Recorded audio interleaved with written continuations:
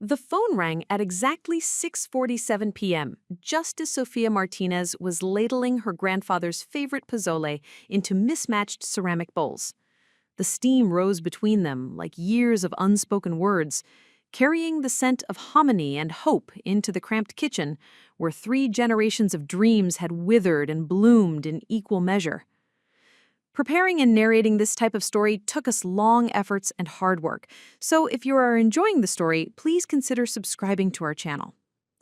"Don't answer it," Abuelo Eduardo growled from his worn leather chair, the one that had traveled from Guadalajara to East Los Angeles 43 years ago, back when his hands were steady enough to fix engines and his heart still believed in second chances. "Telemarketers, always during dinner, no respect." Sofia paused, the ladle suspended mid-air, watching the caller ID display an international number she didn't recognize. Something electric coursed through her fingertips, the same sensation she'd felt years ago in the laboratory at 2 a.m. when her synthesis finally yielded the crystalline compound that would change everything. But that was different. That was science. This was just a phone call during Tuesday dinner, nothing more. "Sofia Mercedes Martinez," her grandfather continued, his voice carrying the weight of disappointment that had settled into his bones like arthritis. "You're 32 years old, living in your grandfather's house, playing with test tubes like a child. When are you going to get a real job? When are you going to give me great-grandchildren? Your cousin Miguel, he has 3 kids and owns 2 restaurants." The phone stopped ringing. Sofia set down the ladle and took her place at the small formica table that had hosted countless family dinners, arguments, celebrations, and quiet moments of desperation. The pozole was perfect, the corn kernels tender, the broth rich with poblano and chipotle, exactly the way Abuela Carmen had made it before the diabetes took her sight, then her legs, then everything else. "Miguel also dropped out of high school," Sofia said quietly, tearing a piece of bolillo bread and watching the steam escape like tiny ghosts. "And his restaurants are failing because he never learned to manage inventory or understand profit margins. At least he's not wasting his life in some basement laboratory mixing chemicals that nobody cares about," Eduardo replied, his weathered hands shaking slightly as he lifted the spoon. The tremor was getting worse, Sofia noticed. She'd been tracking it for months, documenting the progression in a small notebook hidden beneath her mattress, the way she documented everything that mattered. The kitchen fell into the familiar silence that had defined their evenings since Sofia moved back home 5 years ago, after her postdoc fellowship ended and the university budget cuts eliminated her research position. The walls were painted a cheerful yellow that Abuela Carmen had chosen because it reminded her of sunflowers, though the color had faded to something more like old mustard. Family photographs covered every available surface: Sofia's parents' wedding day, graduation pictures, quinceañeras, baptisms, and in the center of it all, a professional portrait of Sofia receiving her PhD in biochemistry, her smile radiant beneath the mortarboard. Eduardo had never hung that picture himself. It was Carmen who insisted on the prominent placement, who polished the frame weekly until her eyes failed her completely. Now it gathered dust like everything else in the house, a monument to possibilities that had never quite materialized into the life anyone expected. The silence stretched between them, filled with the ambient sounds of their neighborhood: children playing soccer in the street, Mrs. Hernandez practicing piano scales next door, the distant hum of traffic on Cesar Chavez Avenue. This was the soundtrack of Sofia's childhood, the rhythm that had lulled her to sleep and awakened her to possibilities that seemed infinite when she was young enough to believe in them completely. "I got a letter today," Sofia said, reaching into her cardigan pocket and retrieving a crisp white envelope bearing the letterhead of Stockholm University. Eduardo glanced up, his dark eyes, still sharp despite everything else that was failing, scanning the envelope with suspicion. "Sweden? What do they want with you?" "They want to verify my research," Sofia said, her voice steady despite the earthquake happening in her chest. "The synthesis I developed for treating Alzheimer's. They want to confirm the data before they make an announcement." What kind of announcement? Sofia had been asking herself the same question for 3 weeks, ever since the first email arrived in her cramped inbox, nestled between spam messages and overdue bill notices. The inquiry had been formal, almost clinical, a request for documentation, verification, independent confirmation of results that Sofia had published in an obscure journal 2 years ago, research that had been largely ignored by the scientific community because it came from a small community college laboratory instead of MIT or Stanford. But someone in Sweden had been paying attention. Someone had taken her work seriously enough to replicate it, to test it, to submit it for consideration to committees that Sofia had never dared dream would know her name. "I don't know yet," she admitted, folding the letter carefully and returning it to her pocket. "But they flew Dr. Rebecca Chen from Berkeley to review my methodology. Dr. Chen, she won the Kavli Prize 3 years ago. She doesn't review work unless it's..." "Unless it's what?" "Unless it's important." Eduardo resumed eating, each spoonful deliberate and skeptical. At 78, he had perfected the art of disappointment, learned to temper hope before it could take root and spread through his system like the cancer that had tried to claim him twice already. He had watched too many dreams die in this house, his own ambitions of opening a garage, his son's plans to become a teacher, his wife's quiet desire to see her granddaughter married and settled. "What kind of important?" he asked finally. "To those people in their ivory towers who think they're better than everyone else? You've been chasing their approval for years, Mija. When do you stop running after people who don't want you?" The words landed like physical blows, each one finding its target with precision born of decades of practice. This was Eduardo's gift and his curse, the ability to identify exactly where someone was most vulnerable and apply pressure with surgical accuracy. He called it honesty. Sofia called it cruelty. Both of them were probably right. The phone rang again, same international number. This time, Sofia stood up. But she was already moving toward the counter, her hand reaching for the receiver with determination that surprised them both. Something in her posture had changed, a subtle shift that transformed the tired graduate student back into the woman who had once presented research to conferences full of Nobel laureates, who had published papers that challenged conventional wisdom about protein folding and neural regeneration. "Dr. Martinez speaking," she said, her voice professional and clear. The voice on the other end was accented, formal, unmistakably Scandinavian. "Dr. Martinez, this is Professor Lars Anderson calling from the Nobel Committee for Physiology or Medicine. I hope I'm not calling at an inconvenient time." Sofia looked at her grandfather, who had stopped eating entirely and was watching her with an expression she couldn't quite read. The puzzle was growing cold between them, steam no longer rising from the bowls, the moment suspended like a held breath. "No," Sofia said quietly, "this is a perfect time." The conversation that followed would change everything, though neither Sofia nor Eduardo understood that yet. Professor Anderson's voice carried the weight of institutions and traditions that stretched back over a century, of decisions that had honored the greatest minds in human history. He spoke of committees and deliberations, of months of review and verification, process so rigorous that fewer than 1,000 people in the history of medicine had ever survived its scrutiny.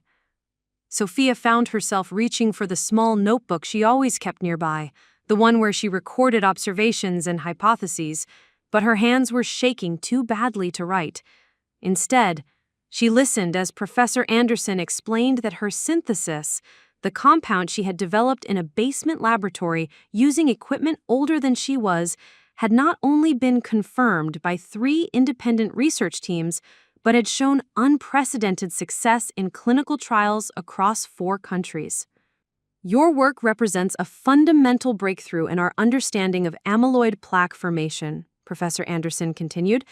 "The committee has reviewed everything: your methodology, your results, the replication studies, the clinical applications. Dr. Martinez, I am calling to inform you that you have been selected as this year's recipient of the Nobel Prize in Physiology or Medicine." The kitchen seemed to expand and contract simultaneously, as if the walls themselves were breathing. Sofia heard her grandfather's spoon clatter against his bowl, heard the neighbor's piano stop mid-scale, heard her own heartbeat thundering in her ears like a drum solo that threatened to drown out everything else. "I'm sorry," she managed. "Could you repeat that?" You have won the Nobel Prize, Dr. Martinez. The ceremony will be held in Stockholm on December 10th. The monetary award is 11 million Swedish kroner, approximately 1.1 million US dollars. But more importantly, your research is already saving lives. The pharmaceutical companies we partnered with have fast-tracked production, and the first treatments will be available to patients within 6 months. Sofia slid down the kitchen wall until she was sitting on the linoleum floor, the phone cord stretched taut, her whole world rewriting itself in real time. Across the room, Eduardo sat motionless in his chair, his face a landscape of confusion and something that might have been the beginning of pride. Dr. Martinez, are you still there? Yes, I'm here. There will be media attention, of course. Interviews, press conferences, celebration events. We'll have a coordinator contact you tomorrow to begin preparations. But tonight, please celebrate with your family. This is a moment that comes once in a lifetime. After Professor Anderson hung up, the kitchen fell into a silence so complete it seemed to have its own weight. Sofia remained on the floor, staring at the phone in her hand as if it were an artifact from another dimension. Eduardo cleared his throat twice before finding his voice. What did they say? Sofia looked at her grandfather, this man who had raised her after her parents died in a car accident when she was 16, who had worked double shifts at the auto parts factory to pay for her college textbooks, who had never understood her passion for science but had supported it anyway, even when his criticism cut deeper than he intended. They said, she began, her voice barely audible, that I won the Nobel Prize. Eduardo's face went through a series of expressions, disbelief, confusion, something that might have been joy, then back to suspicion. The Nobel Prize? Like the real one? The one they give to important people? The real one, Abuelo. For the Alzheimer's research. The compound I've been working on, it's going to help millions of people. It's going to save lives. Eduardo stood up slowly, his arthritis making the movement painful and deliberate. He walked to where Sofia sat on the floor and extended his hand to help her up. When she was standing, he looked at her for a long moment, his eyes taking in details he'd somehow missed. The intelligence that had always been there, the determination that had survived years of setbacks, the quiet strength that had kept her working when everyone else would have given up. My granddaughter, he said quietly, won the Nobel Prize. Yes, my granddaughter is going to save people's lives. Yes. Eduardo reached for her then, pulling her into an embrace that smelled like Bengay and Old Spice, and the particular sadness that comes from dreams deferred too long. His shoulders shook as he held her, and Sofia realized he was crying. The first time she'd seen tears from him since Abuela Carmen's funeral 3 years ago. I'm sorry, he whispered into her hair. Mija, I'm so sorry. I thought you were wasting your life. I thought I failed you somehow, that I didn't teach you to want the right things. But you were saving the world, and I was too stupid to see it. They stood there in their small kitchen, surrounded by the detritus of an ordinary Tuesday evening. Cold pozole, crumpled napkins, the yellow walls that had witnessed decades of family meals and arguments and reconciliations. Outside, the neighborhood continued its evening rhythm, unaware that history had just been made between bites of hominy soup and the ringing of a phone. Sofia pulled back to look at her grandfather's face, seeing him clearly for perhaps the first time in years. He looked older than his 78 years, worn down by a lifetime of manual labor and worry, but his eyes held something new, a spark of wonder she hadn't seen since she was a child showing him her science fair projects. You didn't fail me, Abuelo. You kept me alive. You kept me fed. You kept me here when I wanted to give up. Without you, none of this would have been possible. But all those things I said about wasting your life, about Miguel's restaurants, you were scared, Sofia said gently. You were scared I was going to end up like you, disappointed and bitter and angry at the world for not giving us what we deserved. But I'm not disappointed anymore, and neither should you be. The phone rang again. Then again. By the time they returned to their cold dinner, Sofia's phone was buzzing with notifications. Emails from reporters, messages from former colleagues, friend requests from people she'd never met. The world had discovered Dr. Sofia Martinez, Nobel laureate, and it wanted to know everything about her immediately. But for now, in this moment, there were just two people in a yellow kitchen, reheating soup and trying to understand how an ordinary Tuesday had transformed into the most extraordinary day of their lives. Sofia woke at 5:30 a.m. the next morning, just as she had every day for the past 5 years. The habit was so ingrained that her body rejected the idea of sleeping in, even though she'd been awake until nearly 2 a.m. fielding phone calls from reporters and former professors who suddenly remembered her existence. The Nobel Committee's news release had gone live at midnight Stockholm time, and the American media had picked it up immediately. She lay in her childhood bedroom staring at the water stain on the ceiling that looked like a map of somewhere she'd never been, listening to the familiar sounds of her grandfather preparing for work in the kitchen below. Eduardo still got up at 5 a.m. despite being retired for 3 years, still made coffee in the same blue enamel pot he'd bought in 1987, still read the newspaper front to back even though his eyes required a magnifying glass to make sense of the smaller print. The bedroom hadn't changed much from high school. The same twin bed with its faded purple comforter, the same desk that she'd written her college application essays on, and the same bookshelf crammed with textbooks that chronicled her academic journey from community college through her PhD. Her diploma hung above the desk: Bachelor of Science from UCLA, Master's from UC San Diego, Doctor of Philosophy and Biochemistry from Stanford. 3 pieces of paper that had cost her family everything they had and more. Sofia's phone buzzed on the nightstand. 17 missed calls, 43 text messages, and 127 unread emails. She scrolled through them with growing amazement. Interview requests from CNN, The Today Show, 60 Minutes. Congratulations from professors she'd studied under years ago. Messages from pharmaceutical executives wanting to discuss licensing deals, and dozens of friend requests from people claiming to have gone to school with her. One email stood out from the rest, sent from the office of the dean at Stanford University School of Medicine. The subject line read, "Congratulations and employment opportunity. Urgent. Dr. Martinez, on behalf of Stanford University, I want to extend our heartiest congratulations on this tremendous achievement. Your groundbreaking work brings great honor to our institution, and we are proud that you completed your doctoral research in our laboratories. I am writing to offer you a position as Professor of Biochemistry and Molecular Medicine, with tenure and full funding for your research program. We would be honored to have you return to Stanford to continue your vital work.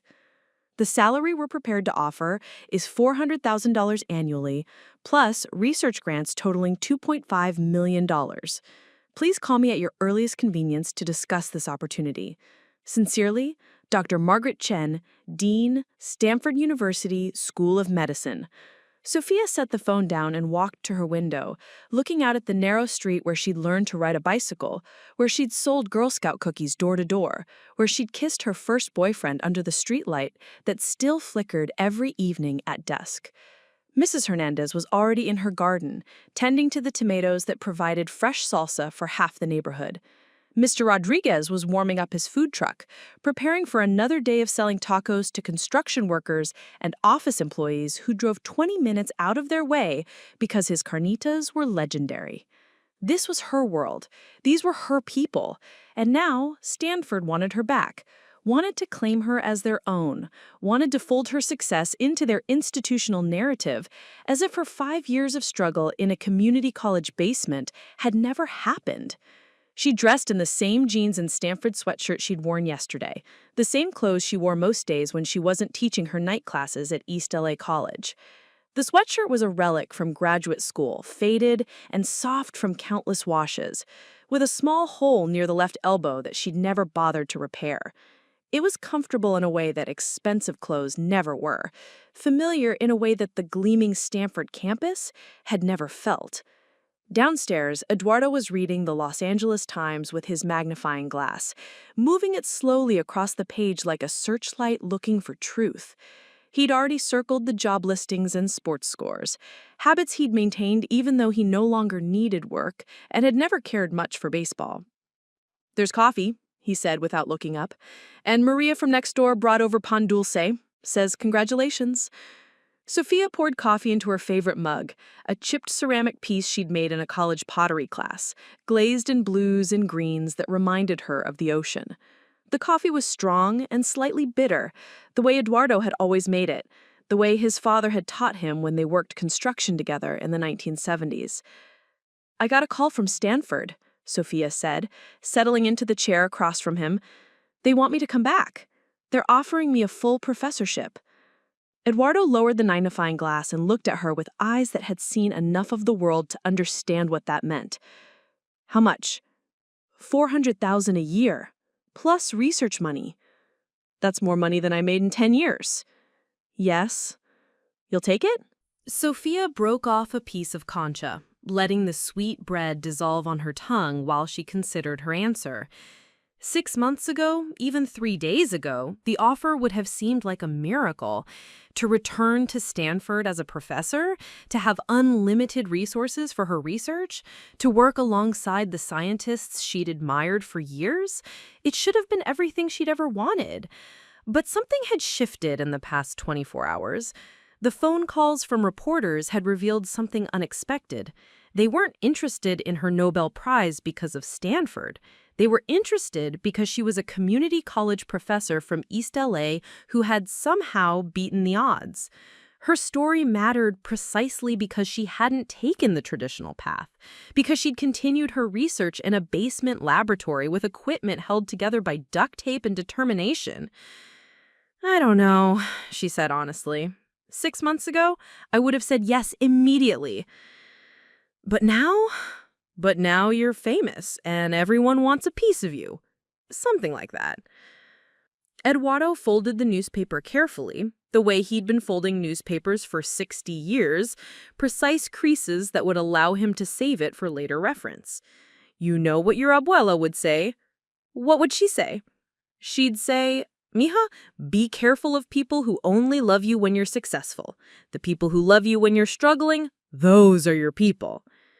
Sofia smiled at the memory of her grandmother's voice, the way Carmen had pronounced Mija with such tenderness that it felt like a blessing. Carmen Martinez had been the wisest person Sofia had ever known. Despite never finishing high school, despite working in a garment factory for 30 years, despite the diabetes that slowly stole her independence piece by piece. Stanford never loved me when I was struggling. They barely tolerated me. I was the scholarship kid from the wrong side of town, the one who worked in the cafeteria to pay for books. They were happy to take credit for my education, but they never offered me a job when I needed one. And now? Now they want to use my success to attract more students, more funding, more prestige. They want to put my face on their brochures and pretend they believed in me all along. Eduardo reached across the table and covered her hand with his own. His fingers were calloused and scarred from decades of manual labor, marked by the 1,000 small injuries that came from working with your hands. But they were gentle as they squeezed hers, conveying understanding without words. So what do you want to do? Sofia looked around the kitchen that had been her home for 5 years, taking in details she'd stopped noticing. The way the morning light hit the yellow walls, the sounds of the neighborhood waking up, the smell of coffee and sweet bread that meant safety and belonging. Through the window, she could see her students arriving at East LA College, young people who looked like her, who came from families like hers, who dreamed of possibilities that seemed impossibly far away. I want to stay, she said, the words surprising her with certainty. I want to keep teaching here. I want to expand the research program, bring in more funding, create opportunities for students who can't afford to go to Stanford or MIT. I want to show them that you don't have to leave your community behind to change the world. Eduardo smiled, the first genuine smile she'd seen from him in months. Your abuela would be proud. You think so? I know so. She used to say that the point of climbing the ladder wasn't to get as far away from where you started as possible. The point was to turn around and help the next person climb up behind you. Sofia spent the morning in her laboratory at East LA College, a basement space that smelled like disinfectant and ambition, where dreams took shape in petri dishes and test tubes. The equipment was old but meticulously maintained, the kind of machinery that required coaxing and patience, rather than digital interfaces and automated protocols. She'd learned to work with what she had, to improvise when resources were scarce, to see possibilities where others saw limitations. Her research assistant, Maria Elena Vasquez, was already at work when Sofia arrived, preparing cultures for the day's experiments. Maria Elena was 22, a first-generation college student who worked nights at a restaurant to pay for school, who spoke to her samples in Spanish when she thought no one was listening, who had the same hunger for knowledge that had driven Sofia through her darkest moments. "Dr. Martinez!" Maria Elena looked up from her microscope with shining eyes. "I saw the news. You won the Nobel Prize. I can't believe it. My professor won the Nobel Prize." Sofia felt a warmth in her chest that had nothing to do with coffee or morning sunlight. This is what mattered. Not the prestigious institutions or the newspaper headlines, but the way Maria Elena's face lit up with possibility. The understanding that if her professor could win the Nobel Prize, maybe her dreams weren't impossible after all. "We won it," Sofia corrected gently. "This research belongs to everyone who's worked in this laboratory, everyone who's believed in its potential, including you. But I just started last semester. And you've already contributed more than you know. The cell culture techniques you developed, the data analysis protocols you streamlined, those improvements were crucial to the final synthesis. Your name is going to be on the next paper we publish." Maria Elena's eyes filled with tears, and Sofia remembered the feeling of seeing her own name in print for the first time, the way it had validated years of struggle and self-doubt. Recognition mattered, especially for young women from communities where their achievements were often invisible to the wider world. They worked together in comfortable silence for the next hour. The rhythm of scientific inquiry provided a kind of meditation. Sofia had always found peace in the laboratory, in the patient process of hypothesis and testing, in the way questions led to more questions in an endless dance of discovery. This was her element, regardless of where her career took her. At 10:30, her phone rang. The caller ID showed a number from Stockholm. "Dr. Martinez, this is Astrid Lindgren from the Nobel Committee Media Office. I hope I'm not interrupting your work." "Not at all. What can I do for you?" "We're coordinating media appearances in advance of the ceremony. There's tremendous interest in your story. The first Nobel laureate to be teaching at a community college, the research conducted in a basement laboratory, the potential impact on Alzheimer's treatment. Everyone wants to interview you." My story? The narrative of triumph over adversity. A Latina woman from East Los Angeles working with limited resources, making a breakthrough that will benefit millions of people worldwide. It's inspiring. It gives people hope. Sofia understood the appeal, but something about the framing made her uncomfortable. She wasn't a fairy tale character who had overcome poverty through individual determination. She was the product of a community that had invested in her education, supported her dreams, and continued to believe in her potential even when the traditional markers of success seemed elusive. "I'd like to participate in the interviews," Sofia said carefully, "but I have conditions." "What kind of conditions?" "I want the focus to be on the research itself, not just on my personal story. I want to talk about the importance of funding community college programs, about the students and colleagues who made this work possible, and I want some of the interviews to be filmed here at East LA College so people can see the quality of work being done at institutions like ours." There was a pause on the other end of the line. Sofia could almost hear the gears turning as Astrid Lindgren tried to reconcile the Nobel Committee's vision of inspiration with the reality of Sofia's values and priorities. "That's unusual. Astrid said finally. Most laureates prefer to conduct interviews in more prestigious settings. I'm not most laureates. This is where the work happened. This is where it continues to happen. If people want to understand how this discovery came about, they need to see where it actually took place. After hanging up, Sofia returned to her experiment, but her mind kept drifting to larger questions. What did it mean to win the Nobel Prize? What obligations came with the recognition?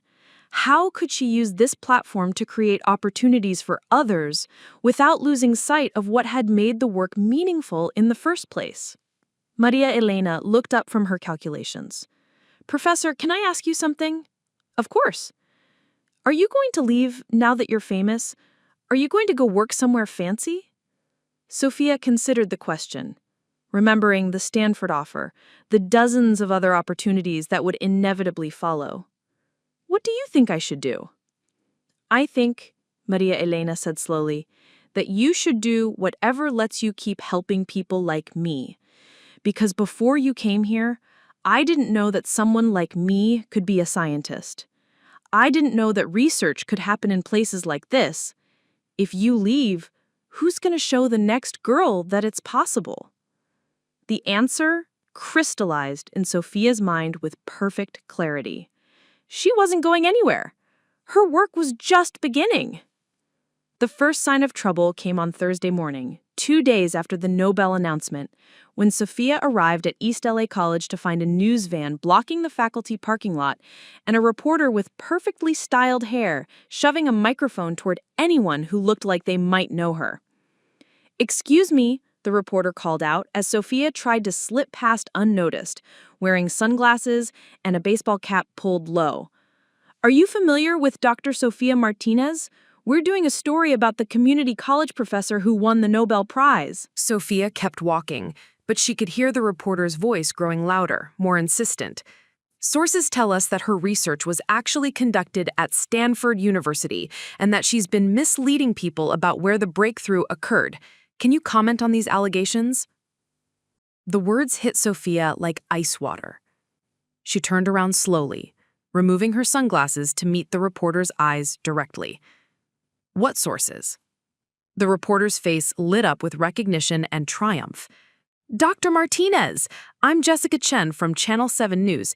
Can you respond to claims that your Nobel Prize-winning research was actually conducted during your time at Stanford, not at this community college as you've been suggesting? I'm not suggesting anything, Sofia said firmly. The research was conducted here, in the laboratory downstairs, using equipment purchased with grants from the National Science Foundation and the California Community College system. All of my documentation is available for review. But according to Dr. Harrison Webb, your former advisor at Stanford, the foundational work was done in his laboratory during your doctoral program. He says you're taking credit for research that builds on years of previous work conducted at Stanford. Sofia felt the familiar tightness in her chest that always accompanied confrontations, the same sensation she'd experienced countless times during graduate school when her ideas were dismissed or attributed to others. Harrison Webb, she should have known he would try to claim credit for her success. The man who had barely acknowledged her existence during her PhD, who had assigned her the most tedious lab maintenance tasks, who had suggested more than once that she might be more comfortable in a teaching position rather than research. The foundational work for this research was indeed conducted at Stanford, Sofia said carefully, aware that every word was being recorded, as part of my doctoral dissertation under Dr. Webb's supervision. However, the specific synthesis that led to the treatment breakthrough was developed here at East LA College over the past 5 years. The Nobel Committee reviewed all documentation before making their decision. So you admit that Stanford deserves credit for this discovery? I admit that science is collaborative. My education at Stanford provided important background knowledge, but the actual breakthrough, the compound that's going to treat Alzheimer's disease, was created in this building by me and my research team. Jessica Chen smiled in a way that suggested she'd gotten exactly the soundbite she wanted. Thank you, Dr. Martinez. This story will air tonight at 6. Sofia watched the news van drive away with a growing sense of unease. She'd been through enough media training during graduate school to know how these stories worked. They would edit her comments to create maximum drama, probably juxtaposing her words with whatever Harrison Webb had told them, turning a complex story of scientific development into a simple narrative of conflict and disputed credit. Inside the building, Sofia found her department chair, Dr. Patricia Morales, waiting in her office with a worried expression. Patricia had been a mentor and advocate since her arrival 5 years ago, defending her research program against administrators who questioned whether a community college should be conducting original research at all. "We need to talk," Patricia said, closing the door behind them. "I've been fielding calls all morning. The college president wants to see you at 2 o'clock.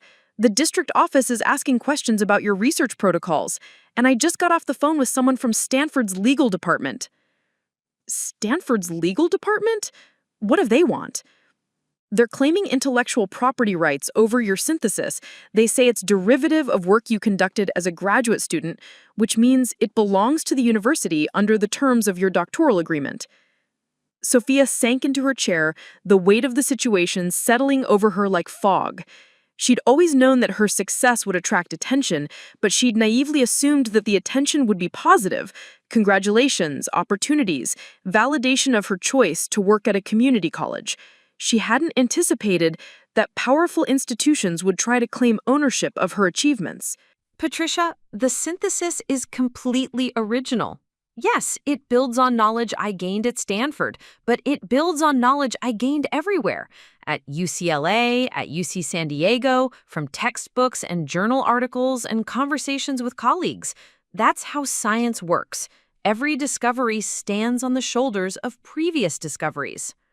"I believe you," Patricia said, "but beliefs aren't going to matter if this becomes a legal battle. Stanford has resources we can't compete with. They have lawyers and public relations experts and endowments measured in billions of dollars. We have a community college budget and a part-time legal counsel who usually handles student parking disputes." The meeting with college president Dr. Robert Kim was even worse than Sofia had anticipated. Dr. Kim was a political creature, someone who had risen through the administrative ranks by avoiding controversy and managing perceptions, rather than pursuing excellence. He sat behind his mahogany desk, the most expensive piece of furniture in a building where most classrooms still had desks from the 1980s, and regarded Sofia with the expression of a man calculating risks and potential liabilities. "Dr. Martinez," he began, his voice carefully neutral. "First, let me congratulate you on this tremendous achievement. The college is honored to have you on our faculty." "Thank you," Sofia replied, though she could hear the "but" hanging in the air between them. "However, we need to discuss the media attention and the questions that are being raised about your research. I've spoken with the district's legal counsel, and they're concerned about potential litigation from Stanford University. They're also concerned about the implications for the college's accreditation if there are questions about research integrity." "Dr. Kim, my research integrity is not in question. Every experiment I've conducted has been documented according to established protocols. Every result has been peer-reviewed and independently verified. The Nobel Prize doesn't award prizes based on fraudulent research." "I'm not questioning your integrity," Dr. Kim said carefully, "but I am questioning whether this institution has the resources to handle the level of scrutiny that comes with this kind of recognition. Perhaps it would be better for everyone if you accepted one of the offers you've undoubtedly received from more established research institutions." Sofia felt as if she'd been slapped. "You're asking me to leave?" "I'm suggesting that you consider what's best for your career and for the college.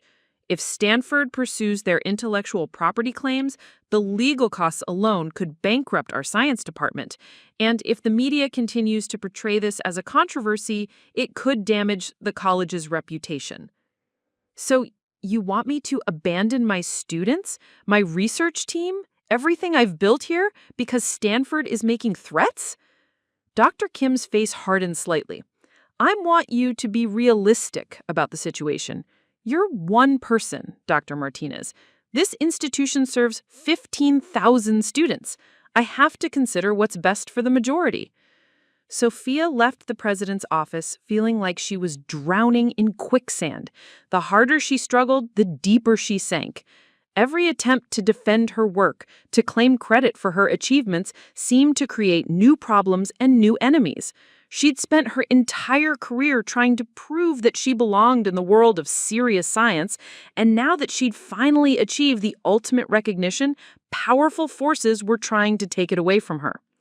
The situation escalated further that evening when Dr. Harrison Webb appeared on CNN's Anderson Cooper 360, looking distinguished and authoritative in his Stanford-branded blazer.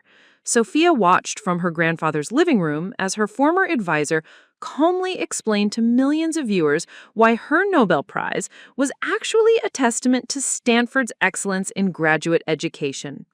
"Sofia was a dedicated student," Webb said with patronizing warmth, "and I'm pleased that the foundational research we conducted together has led to such important medical breakthroughs. However, I think it's important for viewers to understand that scientific discoveries don't happen in isolation." In isolation. The work Sofia is being recognized for builds directly on research protocols and methodologies that were developed in my laboratory over many years. Anderson Cooper leaned forward with the expression of someone who smelled a good story. "Are you suggesting that Dr. Martinez doesn't deserve full credit for this discovery?" "Not at all," Webb replied smoothly. "I'm simply providing context. Sofia's synthesis is certainly impressive, but it represents an incremental advance rather than a fundamental breakthrough. The real innovation was in the underlying approach to amyloid plaque disruption, which we pioneered at Stanford beginning in 2018. Sofia's grandfather muted the television and looked at her with concern. "Who is this man?" "My former advisor. The one who told me I wasn't cut out for research, who suggested I focus on teaching instead of pursuing an academic career." "And now he wants credit for your work?" "Now he wants to rewrite history. He's probably positioning himself for a promotion, maybe department chair. Having a Nobel laureate as a former student looks good on his resume, but only if he can claim to have been her mentor rather than her obstacle." Eduardo shook his head in disgust. "Your abuela used to say that some people are like shadows. They only appear when someone else is standing in the light."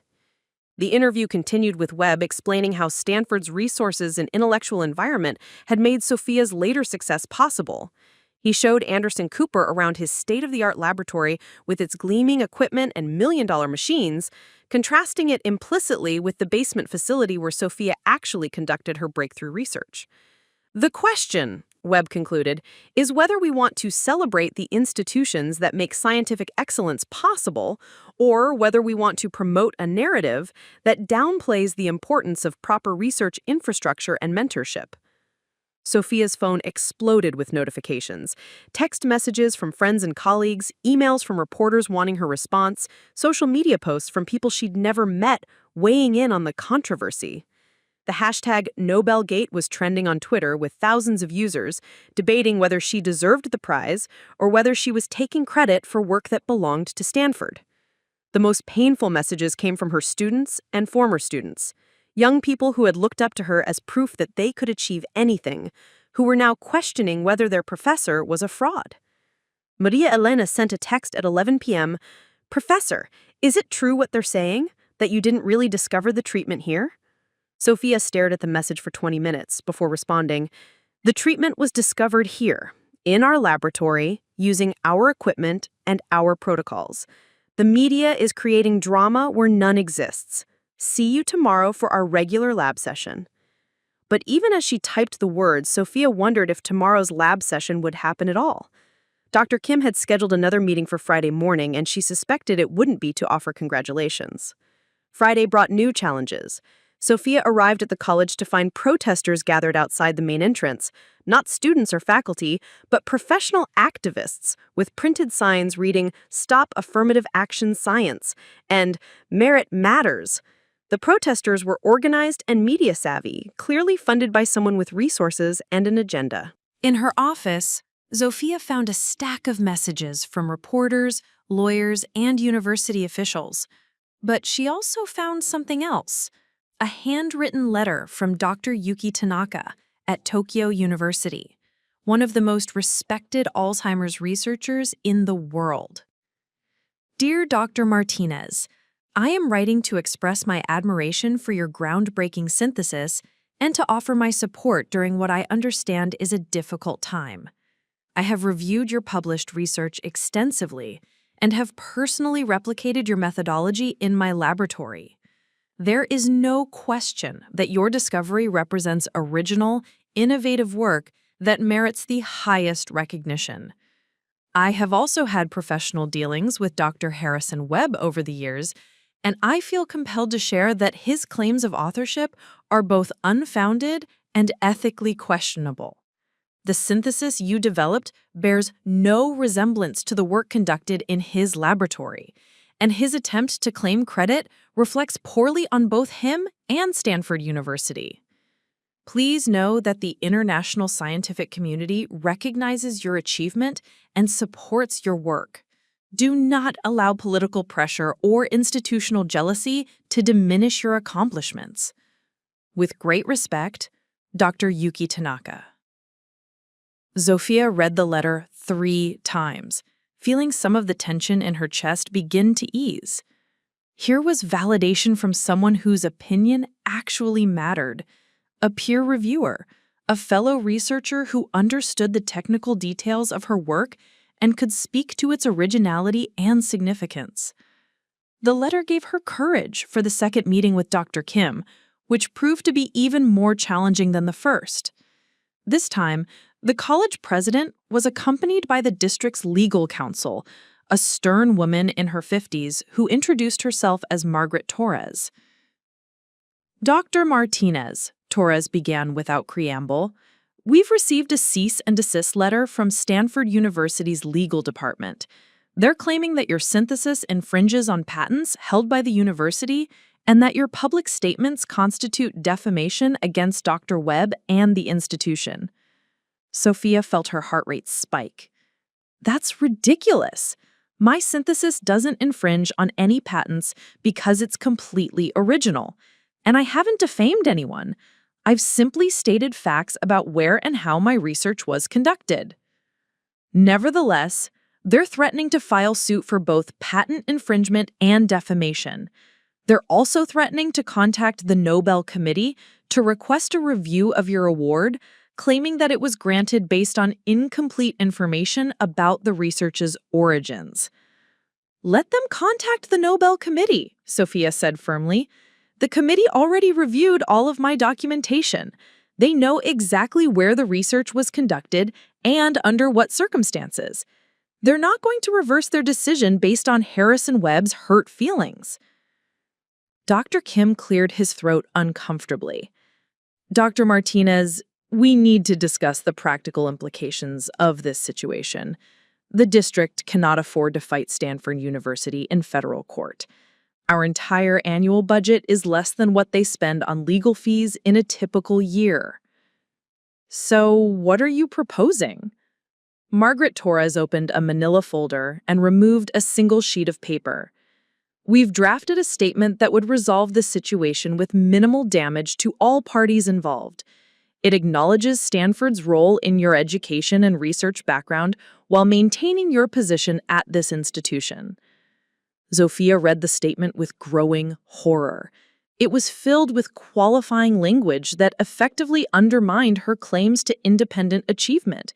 Phrases like, building on foundational work conducted at Stanford University, and grateful for the mentorship and resources provided by Dr. Harrison Webb. The statement made her sound like a student who had gotten lucky, rather than a scientist who had made an original breakthrough. I won't sign this, Sofia said firmly. This statement misrepresents my work and gives credit to people who don't deserve it. Dr. Martinez, Dr. Kim said with forced patience, you need to understand the bigger picture here. This isn't just about you anymore. Stanford's threats could jeopardize our entire research program. Other faculty members could lose their funding. Students could lose their opportunities. So you're asking me to lie to protect the institution that's supposed to protect me. I'm asking you to be pragmatic. Sometimes the truth is less important than peace." Sofia stood up abruptly, the chair scraping against the floor with a sound like fingernails on a chalkboard.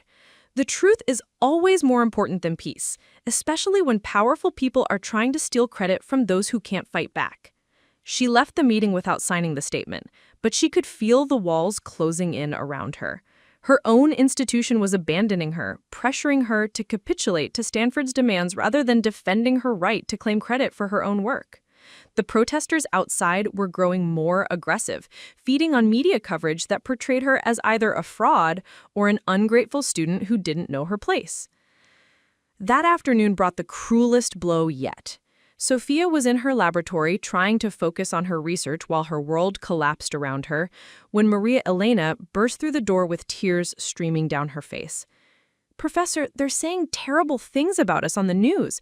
They're saying that community college students can't do real research, that we're just pretending to be scientists. They're saying that you've been lying to us about what we're capable of."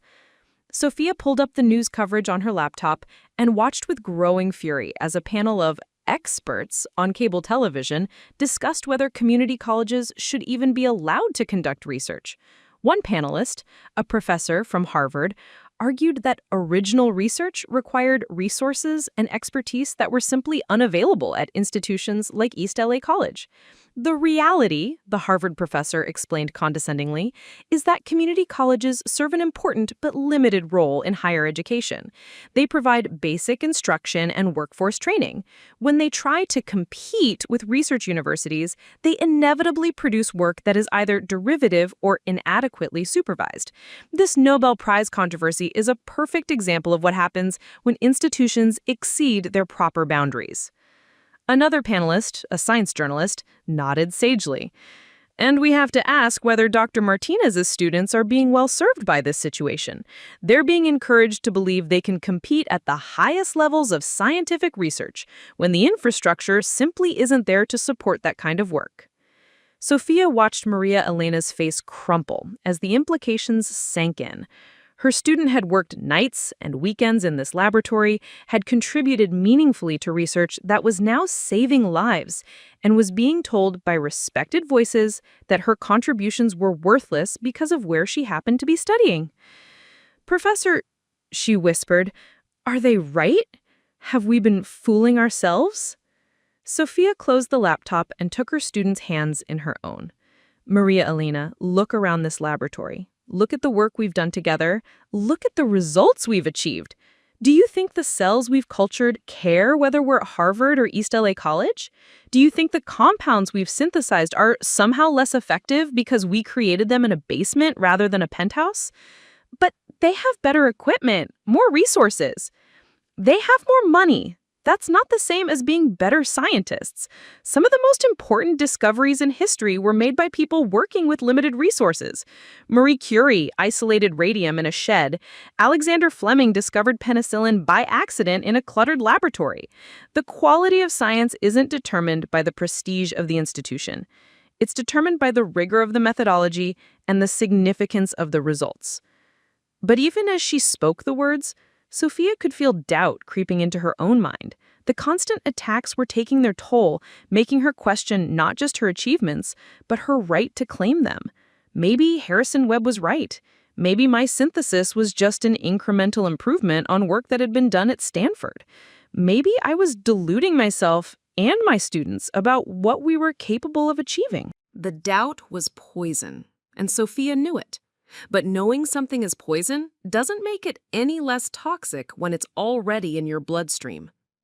That evening, she sat in her grandfather's kitchen, staring at an untouched plate of enchiladas while Eduardo watched her with concern.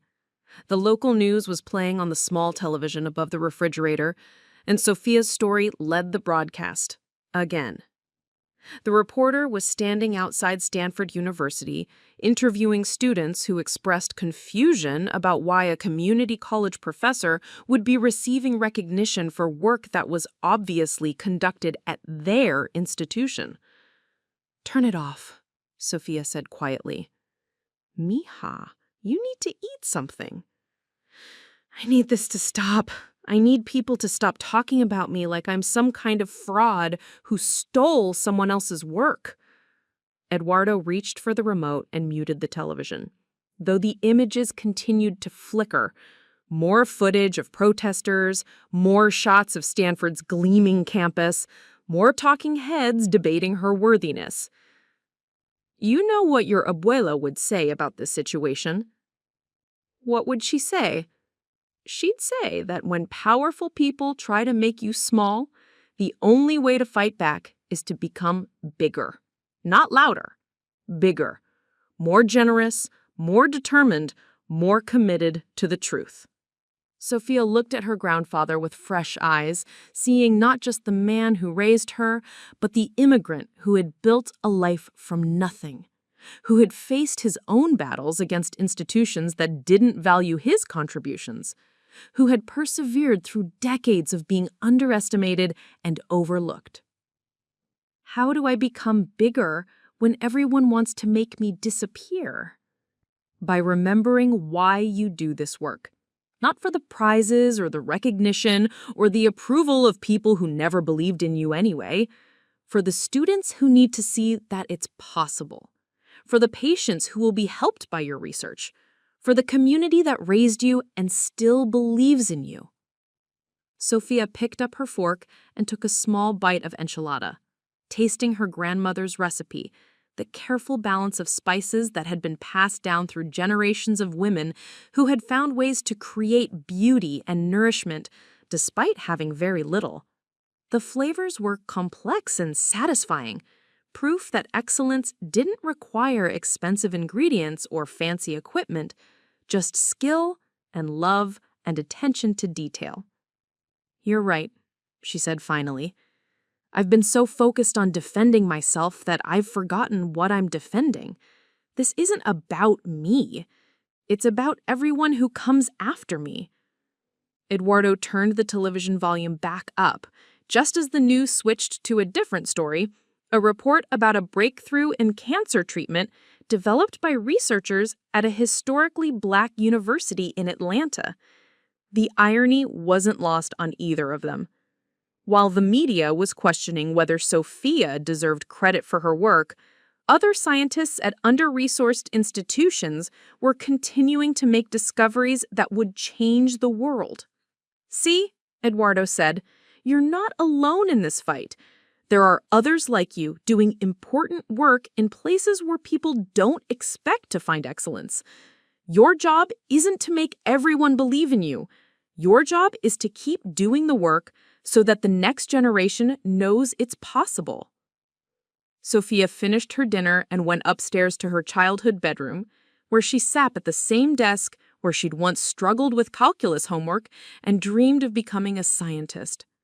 She opened her laptop and began typing an email to the Nobel Committee, not to defend herself or to respond to Stanford's accusations, but to decline several of the media interviews that had been scheduled for the following week.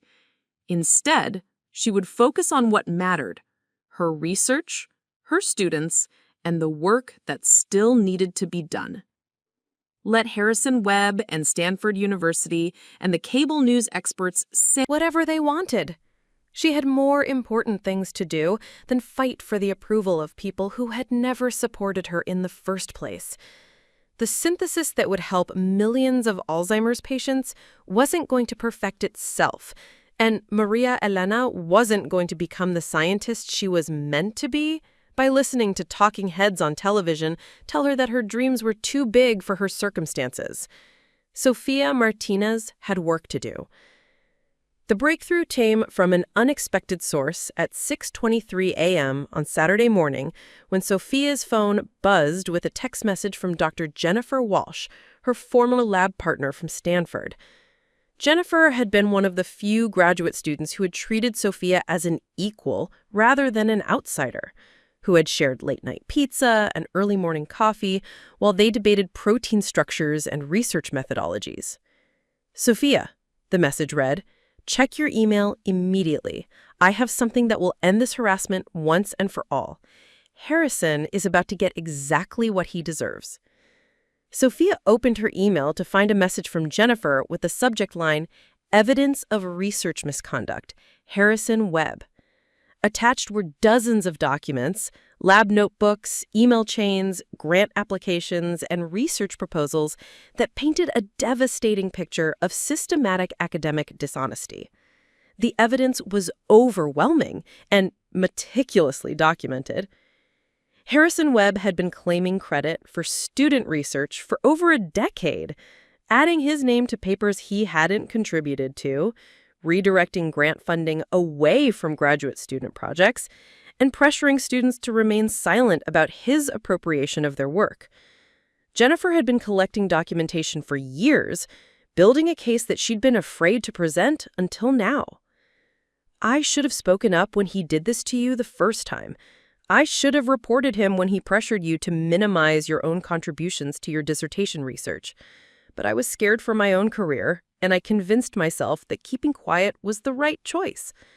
Watching him try to steal credit for your Nobel Prize made me realize that silence is complicity. I can't stand by and watch him destroy another brilliant woman's career.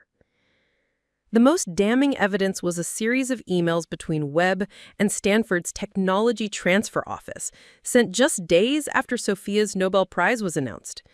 In the emails, Webb explicitly outlined a strategy for claiming institutional ownership of Sofia's synthesis, arguing that it would bring prestige and licensing revenue to the university.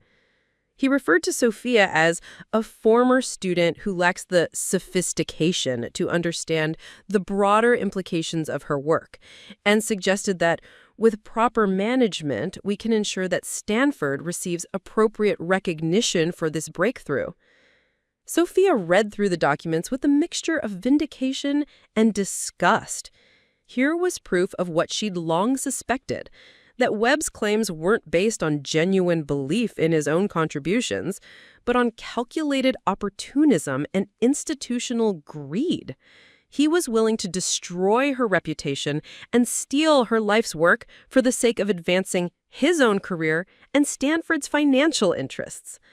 But the evidence went even deeper. Jennifer had uncovered a pattern of discriminatory treatment that went beyond individual cases of plagiarism. Webb had systematically undermined women and minority students in his laboratory, assigning them menial tasks while giving male students access to prestigious research opportunities. He had blocked several former students from pursuing academic careers, writing lukewarm recommendation letters that praised their work ethic while questioning their intellectual capacity. "Sofia," Jennifer had written, "you weren't the first and you won't be the last unless we stop him now. I've sent copies of all this documentation to the university's Office of Research Integrity, the National Science Foundation, and 3 different science journalists. Harrison Webb's career is about to be over, and Stanford is going to face some very uncomfortable questions about how they've allowed this to continue for so long." Sofia forwarded the email to Dr. Patricia Morales and then called her immediately, despite the early hour. "Patricia, you need to see what Jennifer Walsh just sent me. We have proof that Harrison Webb has been systematically stealing credit from his graduate students for years. And we have evidence that Stanford's claims about my research are part of a deliberate strategy to appropriate my work." "Send me everything," Patricia said immediately. "And Sofia, this changes the entire situation. You're not fighting just for yourself anymore. You're exposing a system of academic exploitation that has been damaging careers for years." By noon, the story had exploded across academic social media and science journalism networks. Dr. Retraction Watch, the influential blog that tracked scientific misconduct, published a detailed analysis of the evidence against Webb. The Chronicle of Higher Education ran a front-page story about systemic plagiarism in prestigious research laboratories. 3 different universities announced that they were reviewing papers co-authored by Webb to determine if similar misconduct had occurred.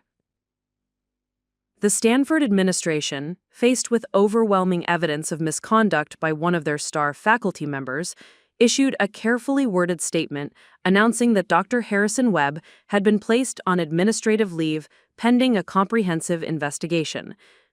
They also quietly withdrew their intellectual property claims against Sofia's synthesis, though they tried to frame this as a magnanimous gesture rather than an admission of wrongdoing. The vindication felt hollow at first. Sofia had spent so much emotional energy defending herself against false accusations that she struggled to process the sudden reversal of fortune. But as the day progressed and messages of support poured in from colleagues around the world, she began to understand the broader significance of what had happened. Dr. Yuki Tanaka called from Tokyo with congratulations and an invitation to present her research at an international symposium. Dr. Maria Santos, from the University of Sao Paulo, sent an email describing how Sofia's story had inspired a new generation of Latin American scientists. Dr. Amira Hassan, from Cairo University, shared how her own students were using Sofia's methodology to develop treatments for tropical diseases that had been ignored by pharmaceutical companies.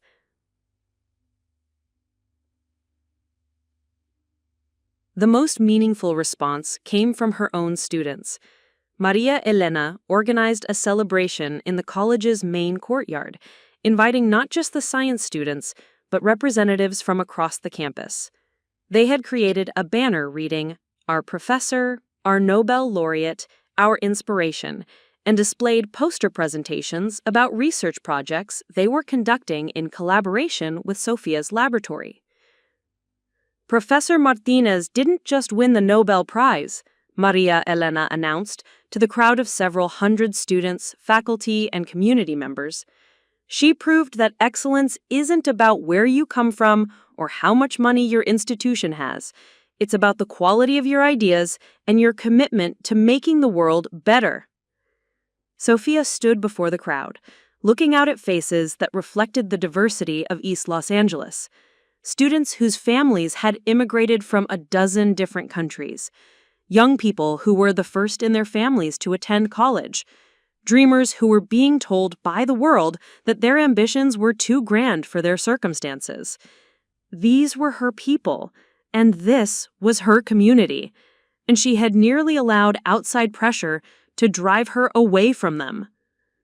6 months ago, Sofia said, her voice carrying across the courtyard without a microphone, "I was offered a position at Stanford University. The salary was 4 times what I make here. The resources were unlimited. The prestige was everything I thought I wanted when I was a graduate student." The crowd grew quiet, sensing that something important was being said.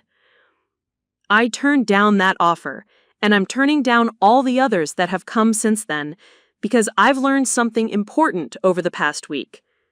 Excellence isn't about being in the most prestigious institution. It's about being where you can do your best work and make your greatest contribution. For me, that's here, with all of you, in a community that believes in possibility, even when the rest of the world tells us to lower our expectations." The applause was thunderous, but Sofia wasn't finished. "The Nobel Prize doesn't belong to me alone.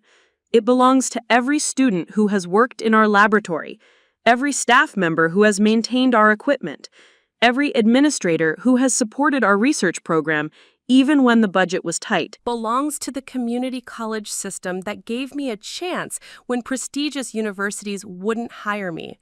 And it belongs to all of you because your belief in this work made it possible." Dr. Kim, who had been conspicuously absent from the celebration's planning, appeared at the edge of the crowd looking uncomfortable and uncertain. Sofia made eye contact with him and nodded. Not forgiveness exactly, but acknowledgement that everyone was doing their best in difficult circumstances and that institutional pressures sometimes force good people to make bad decisions. After the celebration, Sofia returned to her laboratory where she found Jennifer Walsh waiting for her. Jennifer had flown in from San Francisco that morning, determined to deliver the apology she'd been preparing for 5 years. "Sofia, I am so sorry," Jennifer said, tears streaming down her face. "I should have supported you when Harrison was undermining your work. I should have spoken up when I saw him taking credit for research you conducted independently. I was a coward, and my cowardice nearly allowed him to steal your greatest achievement. Sofia embraced her former colleague, feeling a weight lift from her shoulders that she hadn't even realized she'd been carrying. Jennifer, you did speak up. You spoke up when it mattered most, when the consequences were highest. That took more courage than the speaking up would have 5 years ago. But if you had acted then, he would have destroyed both of our careers and moved on to his next victims. By waiting until you had irrefutable evidence, you didn't just save me, you saved all the students he would have exploited in the future. They spent the afternoon in Sofia's laboratory, with Jennifer marveling at the ingenuity that had been required to conduct breakthrough research with limited resources. My God, Sofia, some of this equipment is older than we are. How did you manage to achieve the precision required for your synthesis? Necessity is the mother of invention, Sofia replied with a smile. When you can't buy a $10,000 machine, you learn to build one yourself using parts from the hardware store. When you can't afford the latest software, you write your own programs. Limitations force creativity in ways that unlimited resources never could. Jennifer nodded thoughtfully. At Stanford, if something broke, we just ordered a replacement. If an experiment didn't work the first time, we tried it again with more expensive materials. We never learned to improvise, to adapt, to find elegant solutions to complex problems. I think that's why Harrison could never have made your discovery. He doesn't know how to work with constraints. That evening, Sofia received a call from Professor Lars Anderson in Stockholm. The Nobel Committee had been monitoring the controversy surrounding her award and wanted to address it directly. Dr. Martinez, Professor Anderson said, I want to assure you that the committee's decision was based entirely on the merits of your research and the independent verification of your results. We were aware of your educational background at Stanford, and we were aware of Dr. Webb's attempts to claim credit for your work. Our investigation concluded unequivocally that your synthesis represents original, groundbreaking research that merits the highest recognition. Thank you, Sofia said. The past week has been difficult, but I never doubted that the committee had made the right decision. We also want you to know that this situation has prompted us to examine our own procedures for evaluating research conducted at non-traditional institutions. Your work demonstrates that excellence can emerge from unexpected places, and we want to ensure that our review process doesn't inadvertently favor researchers from prestigious universities over those doing equally important work elsewhere. The call concluded with Professor Anderson extending an invitation for Sofia to serve on a new committee charged with identifying and supporting research being conducted at community colleges and other under-resourced institutions around the world. It was an opportunity to ensure that other scientists wouldn't face the same challenges Sofia had encountered when trying to get their work recognized by the broader scientific community. On Sunday morning, Sofia woke to find that the New York Times had published a front-page article about the evidence of misconduct in Harrison Webb's laboratory. The article, written by their science correspondent, provided detailed documentation of the pattern of plagiarism and discrimination that had defined Webb's career. It also included interviews with former students who described how Webb's behavior had nearly driven them out of science entirely. The article concluded with a profile of Sofia's work at East LA College, describing her laboratory as a testament to the idea that scientific excellence can flourish anywhere there are dedicated researchers and committed students.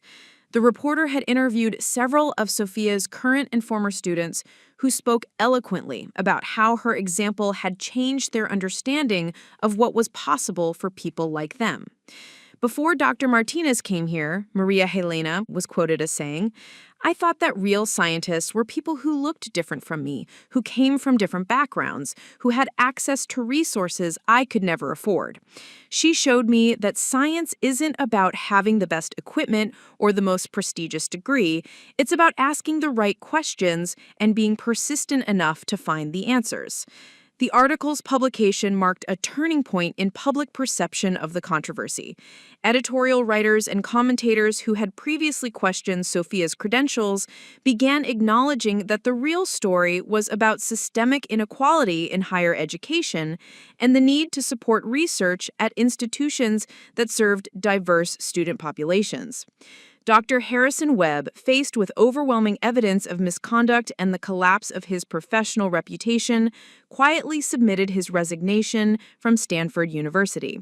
The resignation letter, which was leaked to science journalism networks, contained no acknowledgement of wrongdoing and no apology to the students whose work he had appropriated over the years. Stanford University, eager to distance itself from the scandal, announced a new initiative to support research at community colleges and minority-serving institutions. The initiative, which would provide grants totaling $50 million over 5 years, was widely seen as an attempt to repair the university's damaged reputation.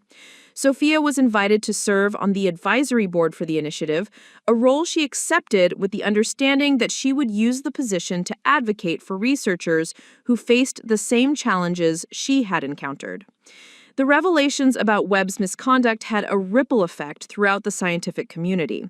Universities began reviewing their procedures for evaluating research contributions and ensuring that graduate students received appropriate credit for their work. Professional organizations implemented new guidelines for authorship and collaboration that were designed to prevent the kind of systematic exploitation that Webb had practiced for years. But the most important recognition came from an unexpected source. Dr. Carmen Delgado, Sofia's 8th grade science teacher and the person who had first encouraged her to pursue scientific research, sent a handwritten letter that arrived on Monday morning. "My dear Sofia," the letter read, "I have been following your story with pride and admiration, but also with a sense of vindication. 30 years ago, when you were a shy teenager who was afraid to raise her hand in class, I saw something special in you. Your curiosity, your persistence, your ability to see patterns that others missed. I knew then that you had the potential to change the world. When you decided to stay at East LA College instead of taking a position at a prestigious university, some people questioned your judgment, but I understood immediately what you were doing. You were choosing to be the kind of teacher for your students that you wished you'd had when you were struggling to believe in yourself. You were creating opportunities for young people who needed to see that excellence was possible, regardless of their circumstances. Your Nobel Prize is wonderful, and you deserve every bit of recognition that comes with it. But your real achievement is the example you've set for a generation of students who needed to see that their dreams weren't too big for their circumstances. You have changed countless lives, and those changes will ripple forward for generations. Thank you for staying true to your values and your community. Thank you for showing all of us what it means to use success in service of others rather than in service of ego. You have made your old teacher very proud." Sofia read the letter 3 times, each reading bringing fresh tears to her eyes. Mrs. Delgado had been the first person to tell her that she could become a scientist, the first adult outside her family to believe in her potential when she couldn't yet believe in it herself. Having her recognition and approval meant more than any award or accolade ever could. The week concluded with a call from the White House. President Biden wanted to invite Sofia to a special ceremony honoring American scientists who were making significant contributions to global health. The ceremony would be held in the Rose Garden, and Sofia would be introduced as an example of American innovation and excellence emerging from unexpected places. "Dr. Martinez," the White House staffer explained, "the president wants to use your story to highlight the importance of supporting research at all levels of higher education, not just at elite institutions. Your work demonstrates that when we invest in community colleges and provide opportunities for diverse researchers, we get breakthrough discoveries that benefit everyone." Sofia accepted the invitation, understanding that the ceremony was as much about politics as it was about science, but also recognizing the platform it would provide to advocate for other researchers who are working without recognition or adequate support. As she hung up the phone, Sofia looked around her laboratory, at the aging equipment that had somehow produced Nobel Prize-winning research, at the photographs of students who had gone on to pursue their own scientific careers, at the bulletin board covered with thank you notes from patients whose lives had been improved by her synthesis. This was her kingdom, her domain, her contribution to the world. Not the most prestigious, perhaps, but undeniably hers, built through years of persistence and dedication and refusal to accept that her circumstances defined her potential. The vindication was complete, but more importantly, the work continued.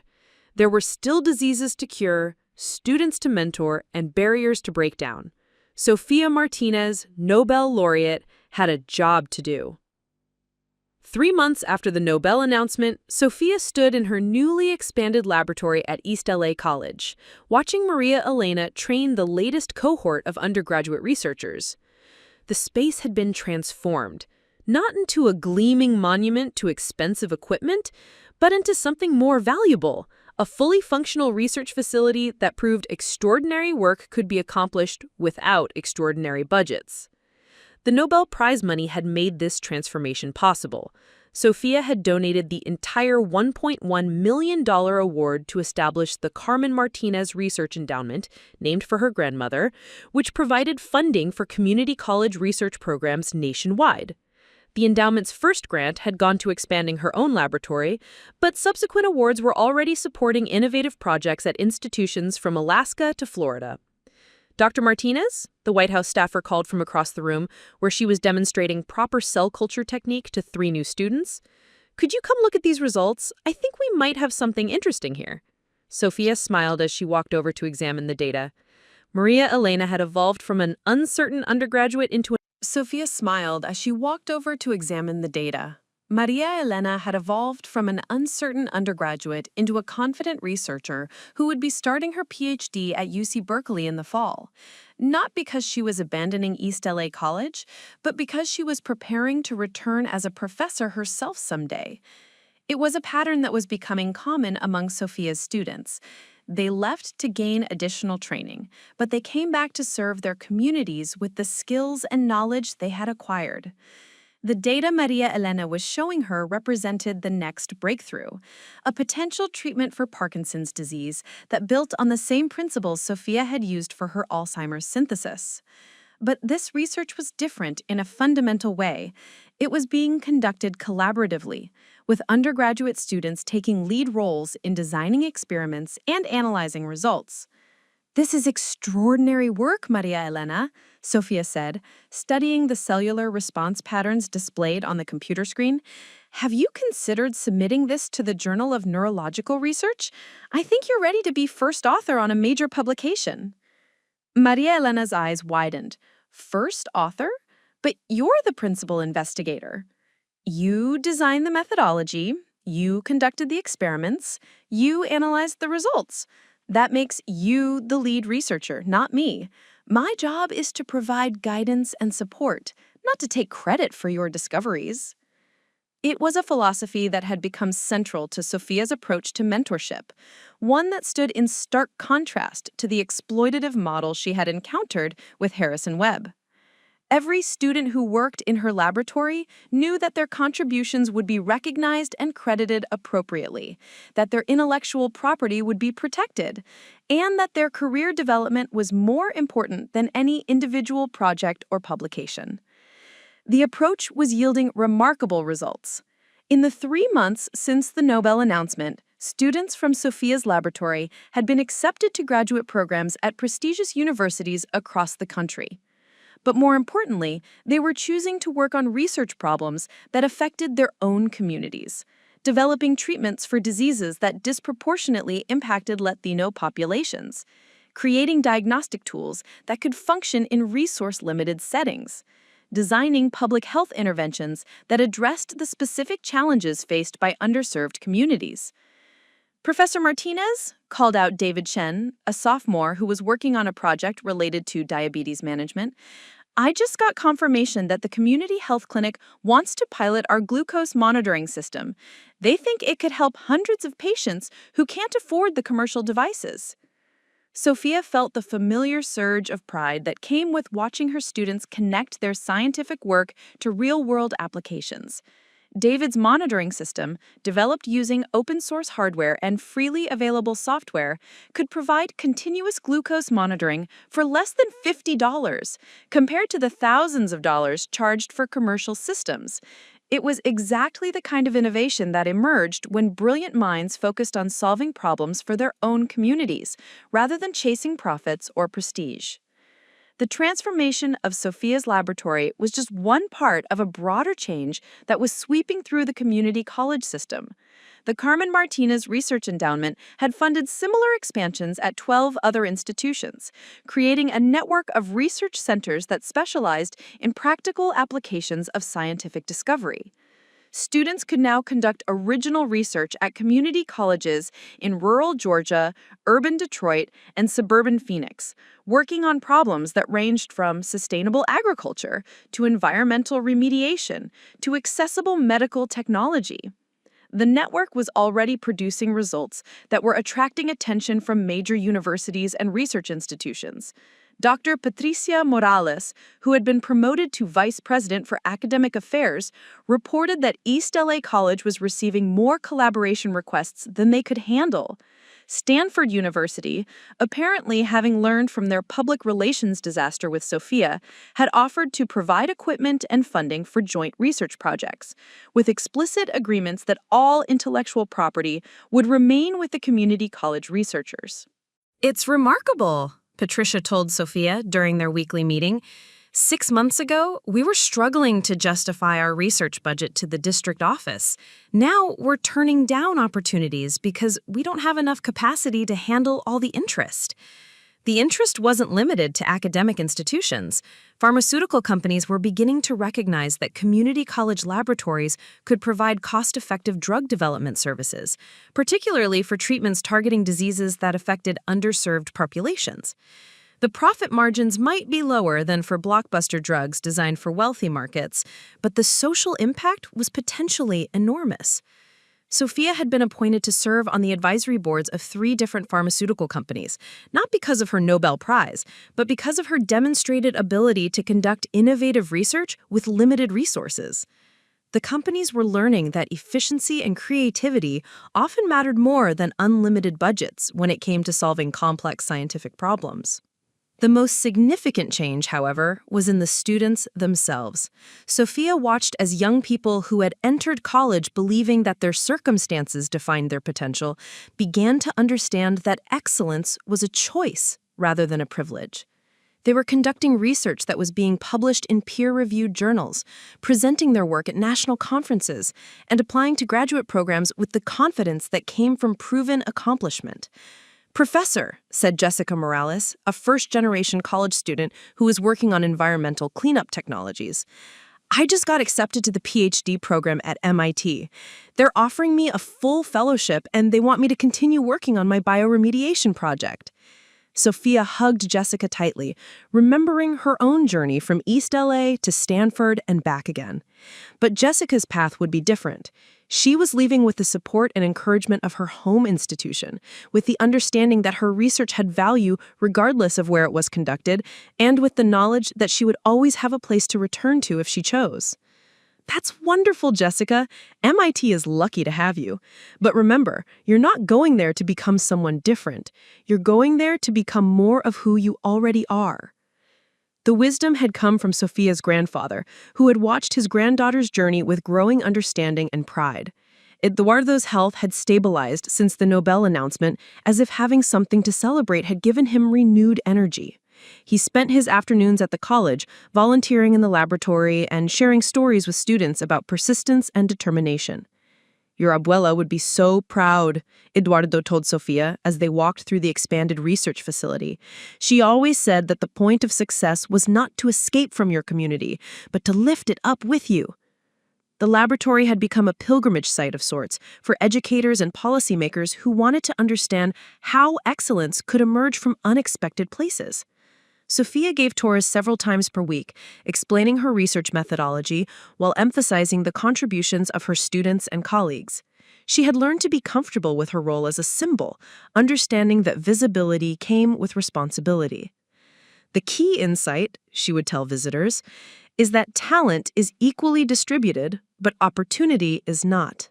When you provide opportunities for students who have been historically excluded from research, you don't get inferior science.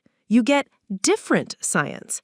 You get research questions that address problems that have been ignored by traditional institutions. You get methodologies that work with limited resources.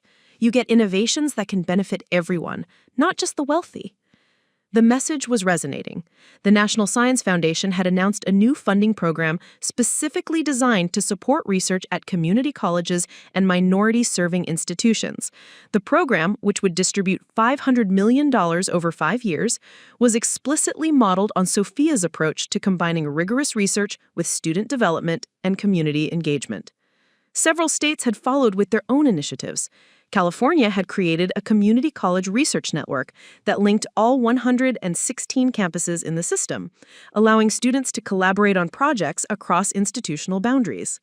Texas had established research partnerships between community colleges and major universities, with explicit requirements that community college students be treated as equal partners rather than junior assistants. The changes were creating a ripple effect throughout higher education.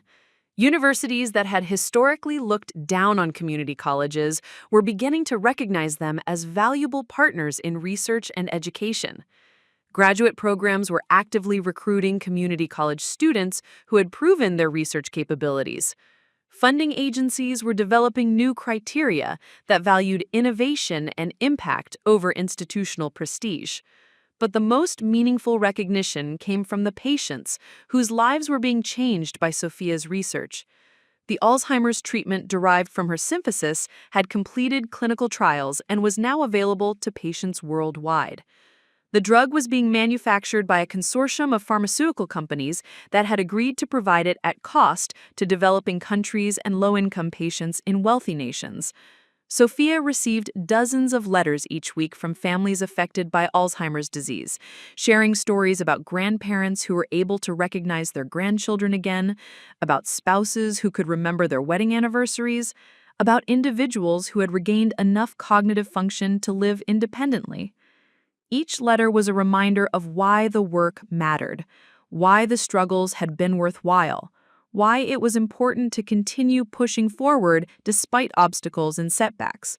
Dr. Martinez, one letter read, "My mother was diagnosed with early-onset Alzheimer's when she was 58. By the time your treatment became available, she had already lost most of her memories and couldn't recognize our family. But after 6 months of treatment, she looked at me yesterday and called me by name for the first time in 2 years. She asked about my children, remembered that my daughter was learning to play piano, and wanted to know when she could see them again. You gave me my mother back.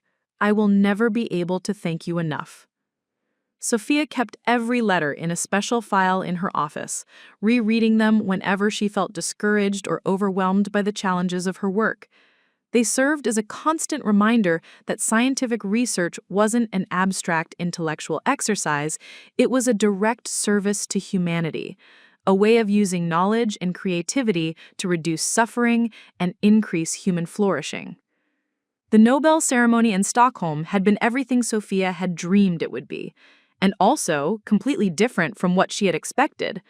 She had delivered her acceptance speech not just about her own research, but about the potential that existed in communities and institutions that were often overlooked by the scientific establishment. She had dedicated the award to her students, past and present, and to community college educators everywhere who were proving that excellence could flourish anywhere there were dedicated teachers and curious students. The ceremony had been attended by her grandfather, Maria Elena, and Dr. Patricia Morales, along with representatives from community colleges around the world. Seeing Eduardo in a tuxedo, trying not to cry as his granddaughter received the highest honor in science, had been worth all the struggles and setbacks of the previous months. "Ladies and gentlemen," Sofia had said in her acceptance speech, "this award represents not just my individual achievement, but the collective power of communities that refuse to accept limitations. It belongs to every student who has worked in an underfunded laboratory, every teacher who has encouraged someone to pursue dreams that seemed impossible, every family that has supported education even when resources were scarce. We are all connected in this work of discovery, and we all share in its rewards." The speech had been broadcast live to community colleges across the United States and around the world, inspiring a new generation of students to pursue research careers. applications to science programs at community colleges had increased by 40% in the months following Sofia's Nobel Prize, with students explicitly citing her example as motivation for their academic choices. Now, 6 months after the ceremony, Sofia was focused on the future. The Carmen Martinez Research Endowment was funding not just equipment and facilities, but also a new generation of community college faculty who were committed to combining teaching excellence with original research. These faculty members were creating a new model for higher education that valued both academic rigor and community engagement, both scientific innovation and social justice. Maria Elena, who would be leaving for graduate school in a few months, had been documenting the changes in the laboratory and the broader community college system. Her senior thesis, titled Democratizing Excellence: How Community College Research Networks Are Transforming American Higher Education, was being considered for publication by several academic presses. Professor Maria Elena said as they reviewed her latest chapter, "I've been thinking about what you said when I first started working here, that the goal isn't to escape from your community, but to return to it with the tools to make it better. I finally understand what that means." What does it mean to you? It means that success isn't measured by how far you can get from where you started.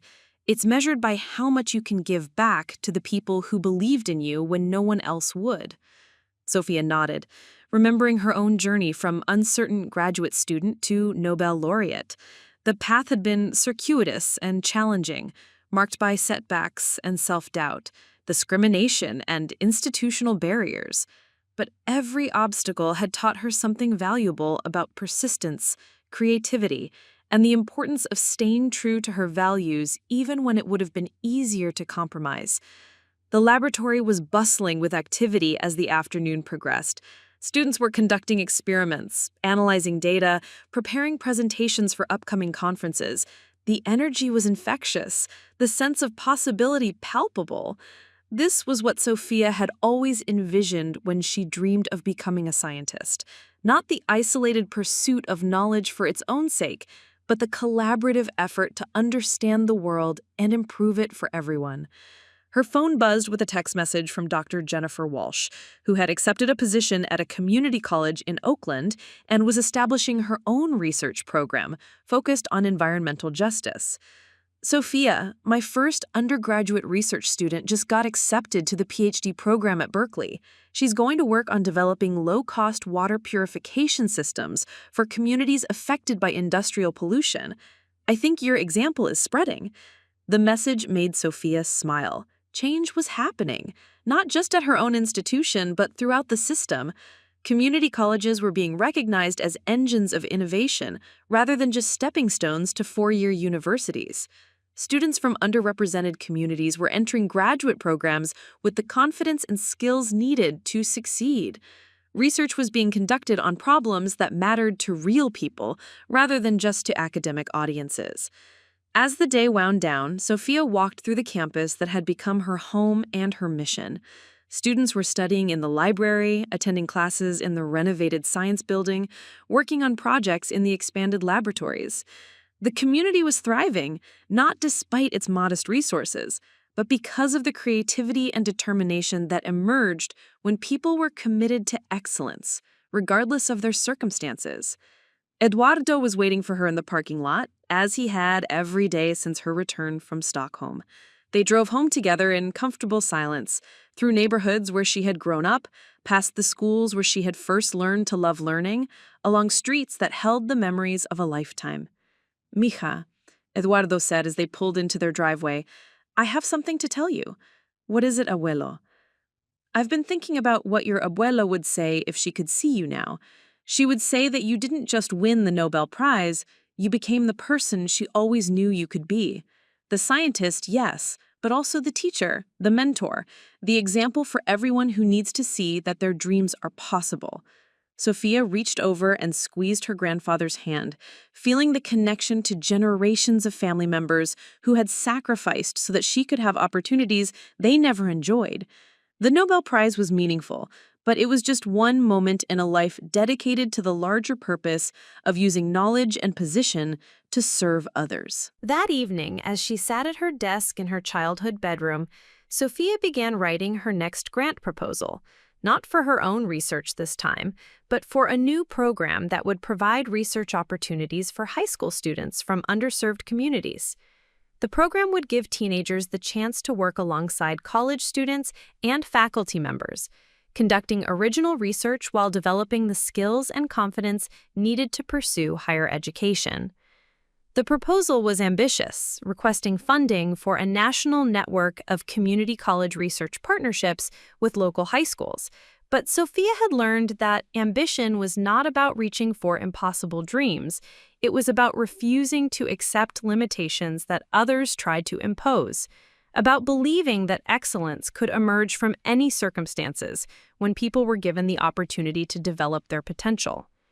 As she typed, Sofia could hear the familiar sounds of her neighborhood settling into evening, children playing in the streets, families gathering for dinner, the distant hum of traffic on Cesar Chavez Avenue. These were the sounds of home, of community, of the place where her journey had begun and where it would continue. The story wasn't over, it was just beginning. There were more students to mentor, more discoveries to make, more barriers to break down. Sofia Martinez, Nobel laureate, community college professor, granddaughter of immigrants, had work to do, and she couldn't wait to get started. Epilogue. 2 years later, Sofia stood once again in her laboratory, now bustling with activity from both undergraduate and high school researchers. The walls were covered with photographs of former students at graduation ceremonies, acceptance letters to prestigious graduate programs, and thank you notes from patients around the world whose lives had been touched by research conducted in this basement space. Maria Elena had returned from her first year at Berkeley for a summer research fellowship, working alongside the newest cohort of students and sharing the lessons she had learned about navigating graduate school as a first-generation college student. Her confidence had grown immeasurably, but she remained deeply connected to her roots and committed to returning to her community as a professor herself. "Professor Martinez," said Carlos Jimenez, a 17-year-old high school student who was spending his summer working on diabetes research, "I just got my acceptance letter to UCLA. They're offering me a full scholarship, and they want me to continue working on glucose monitoring technology." Sofia smiled, remembering her own journey from East LA to prestigious universities and back home again.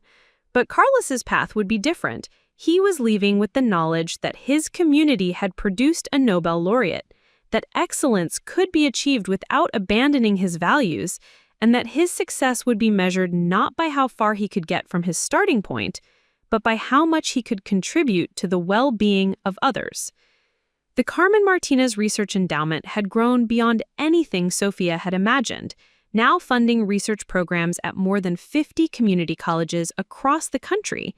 Students from these programs were entering graduate schools at unprecedented rates, conducting research that addressed real-world problems and changing the face of American science. But the most meaningful measure of success wasn't in the statistics or the accolades. It was in the letters that continued to arrive from patients and families around the world, sharing stories of lives transformed by research conducted by young people who had been told their dreams were too big for their circumstances.